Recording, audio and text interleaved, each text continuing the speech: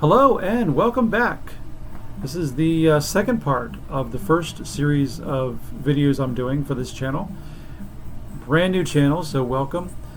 We're going to talk about music and some other things as well, but for this first series of videos, I stole this idea from Larry Graves over at Canadian Stud Muffin. Thank you, Larry. Where we go through my CD collection, I pulled out all my debut albums and I ranked them in order of my favorites from number 50 all the way down to number 1, based solely on my opinions. So don't be upset if your debut album's not on here. I might not own it, or I might not like it enough to be in my top 50. I don't know. I guess you'll just have to wonder about that. But we already did the first 10 in the first video, so if you haven't watched that, go back and see that. We're starting with number 40 this time, which just happens to be Adam Ants, Friend or Foe. I've always loved Goody Two Shoes ever since I was a kid. Just, it's such an infectious song. The drum beats in there, there's still nothing like that. I know that from what I understand, when Goody Two Shoes came out, or this whole album came out, it was kind of seen as a sellout. When Adam Ant was in Adam and the Ants, it was much more punk, and Huey was kind of going more new wave. But when I first heard Goody Two Shoes as a kid, I didn't have that point of reference. I just thought it was incredible. And this whole album is kind of like an extended version of Goody Two Shoes with just enough variation to keep it interesting, but it's all infectious. It's a great album. If you're into new wave with a little bit of punk thrown in, a little bit of punk thrown in, might want to check that one out. Number 39, great artist. Even though this debut album doesn't tend to get a lot of love, Neil Young's self-titled debut album from 1968, I believe. His next album, he would just go hard with the Neil Young that everybody knows with Crazy Horse. The second album had Down by the River, Cinnamon Girl, Cowgirl in the Sand. But his first album, much more subdued. And Neil Young has had albums that have been more subdued, but I think this is a beautiful album. It gets ragged on because of the orchestration and the arrangements, but I think it works. And I think it's unfair to say that a Neil Young album doesn't sound like Neil Young should, because Neil Young's albums have been all over the place. Literally, it's what he does. He's not afraid to just do an album in a completely different style than anything he's done before. So with that point of reference now, the debut album makes sense. But it's got The Loner, it's got The Old Laughing Lady, a bunch of other great songs on it. Very interesting chord progressions like Neil Young would always tend to come up with, at least in the early years. So not one to sleep on. Good album to check out. Especially if you like Neil Young stuff in Buffalo Springfield. I kind of feel like that's a little bit more in that area than compared to his Crazy Horse stuff. Number 38. One of the popular girl bands of the 80s, we get the Bangles, All Over the Place. Their debut, completely different in a lot of ways to their popular albums, Different Light and Everything. This is very much more their roots sound, their garage band sound, maybe. Not as commercial, not as slick. The production isn't as slick. And you can really hear their influences of the Beatles, the Grassroots, Simon and Garfunkel, the Monkees. Beautiful harmonies. The songs are grittier than the ones they became known for. I mean, you even had in James, the song James, you've got Susanna Hoffs spitting out a 4-letter word that couldn't be said on the radio. Still can't. So yeah, if you only know the Bangles from Manic Monday and Eternal Flame, and you would like them to do something a little tougher, this is something good to check it out. My favorite Bangles album by a long shot. Number 37, Planxty, a traditional Irish band.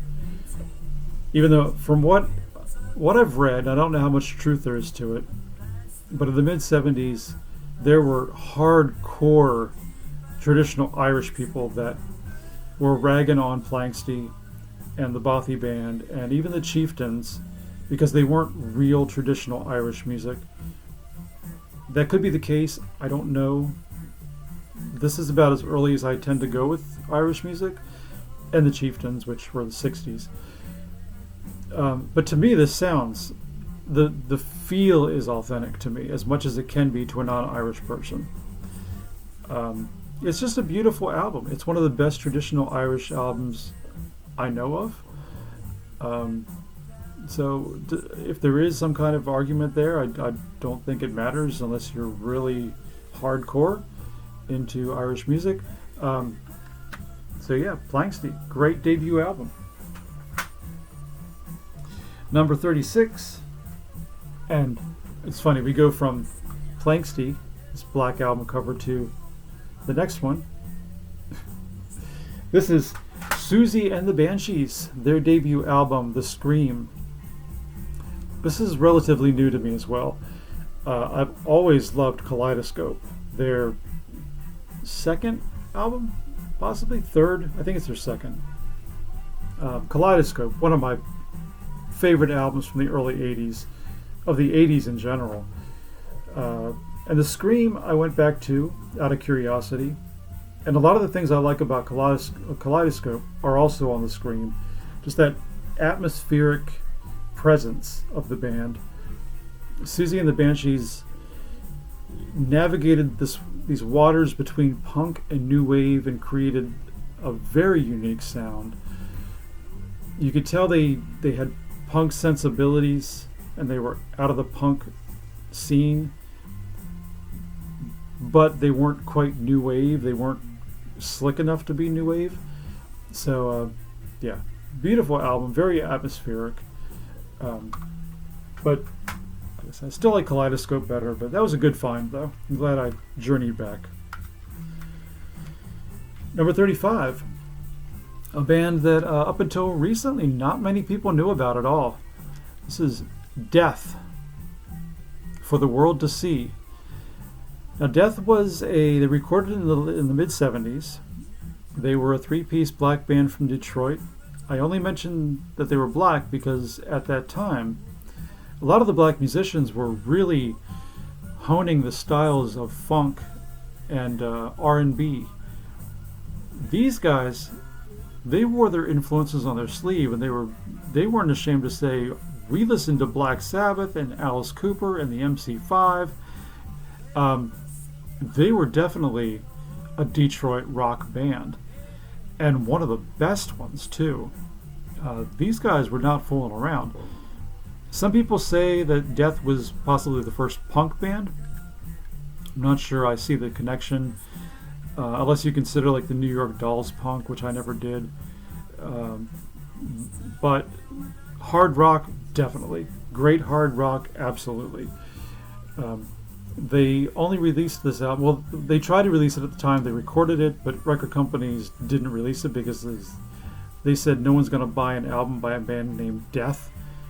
If you change your band name, we'll think about it. And the band, to their credit, said, no, we're not going to change our name. So it sat unreleased for decades. And then this documentary came out. I think it was called A Band Named Death, or something like that, a band called Death. And the re-release of this album, or I guess initial release, basically, this album came soon afterwards, confirmed that this was one of the best rock bands of the 70s. Speaking of punk, American punk, I'm very opinionated in my view that there was never really any true American punk. Punk was an English thing because you had, feeding into it was the economic depression that kids were facing in late 70s England. You know, where you had the Sex Pistols and the Clash singing these revolutionary songs with all this aggression because they were just fed up with the system. In America, you know, one of the top punk albums was the Ramones singing about sniffing glue. is two different things. But that said, there were pockets of American punk to be found. The Dead Kennedys was one such band. This is one of the most aggressive political albums to ever come out of the States. This is Fresh Fruit for Rotting Vegetables. When you got an album that starts off with Kill the Poor, and then goes into Let's Lynch the Landlord, you got California Uberalis on here. Masterpiece of an album, and a legitimate, in my opinion, a legitimate American punk album. And there were other bands too that were doing the same thing, but you usually don't hear about them though. Number 33. So there's a few songs in my life where I remember specifically where I was when I first heard that song. And I remember it was early 1995. I was watching VH1, and I heard this slow hip-hop beat. And over top of that, there was this almost like a James Bond type mood music. And layered on top of that was this ethereal female voice that was also almost frightening too. Portishead. Yeah, Sour Times made a big impact on me. I immediately went out and bought this album, and it's a perfect album. There's not one wrong move on this album. In fact, Portishead did 3 studio albums, Dummy, Portishead, and Third, and 1 live album, Roseland, New York City. All 4 of these albums are perfect albums. Portishead's still my favorite band of the 90s. Just so atmospheric. To me, the best example of trip hop, even more so than Massive Attack, because I think Portishead really was helped by Beth Gibbons' voice. I think her voice fits the mood and the atmosphere perfectly. So, definitely one to check out. Number 32, classic landmark album. Black Sabbath's first album, self-titled, 1970. The blueprint for heavy metal, the sludgy, dark, evil type stuff. The title track, Black Sabbath, is the cornerstone for all heavy metal that was to follow. But what's interesting is that, yes, this is that album that all heavy metal is founded on, but the second song, The Wizard, is this groove, blues-based groove featuring a harmonica as a prominent instrument. Not heavy metal at all.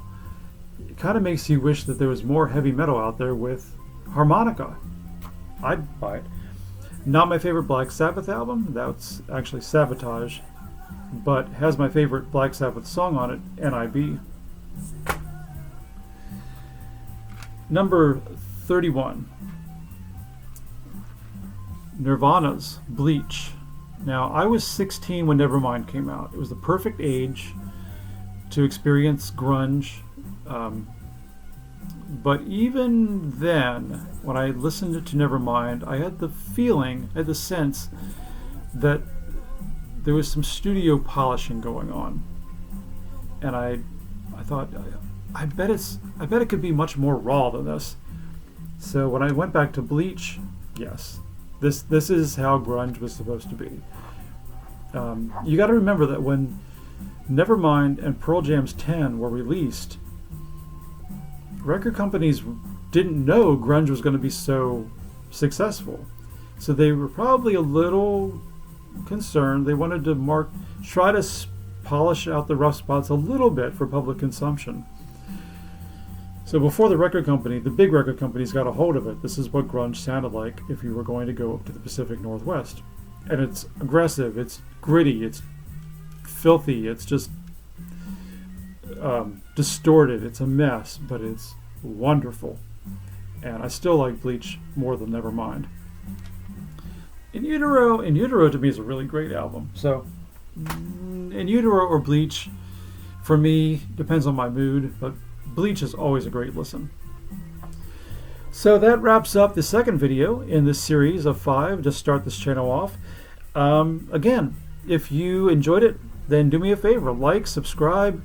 I know you're looking at those subscribing numbers right now and you're going, what? 1? 3? It's because we're brand new. So I'd appreciate a few more subscribers. So if you liked it, hit that and comment below and let me know what you thought of these albums. And if you want to post some more of your favorite albums, feel free to. I'd love to see them. So join us next time when we do number 30 through 21 on this list. See you then.